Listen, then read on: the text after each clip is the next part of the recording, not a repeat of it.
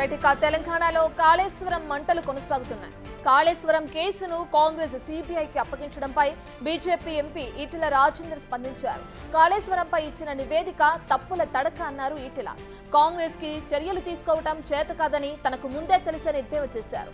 CBI ఇటు నిష్పక్షపాతంగా విచారణ జరుపుతుందని ఆశాభావం వ్యక్తం చేశారు. అక్రమాలు వెలికి తీసి చర్యలు తీసుకుంటుందని చెప్పారు. మంచి పని చేసిండ్రు.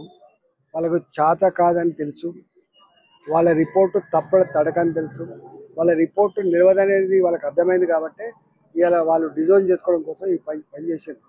ఏది ఏమైనప్పటికీ కూడా ఖచ్చితంగా సిబిఐ సంపూర్ణంగా ఎంక్వైరీ చేస్తాని, దాన్ని జరిగిన అక్రమాలను వెలికిస్తాననే విశ్వాసం మాకుంది. మంచి పని చేసిండ్రు. వాళ్ళకు చేత కాదని తెలుసు, వాళ్ళ రిపోర్టు తప్పడ తడకని తెలుసు, వాళ్ళ రిపోర్టు నిలవదనేది వాళ్ళకి అర్థమైంది కాబట్టి ఇలా వాళ్ళు డిజైన్ చేసుకోవడం కోసం ఈ పని చేశారు.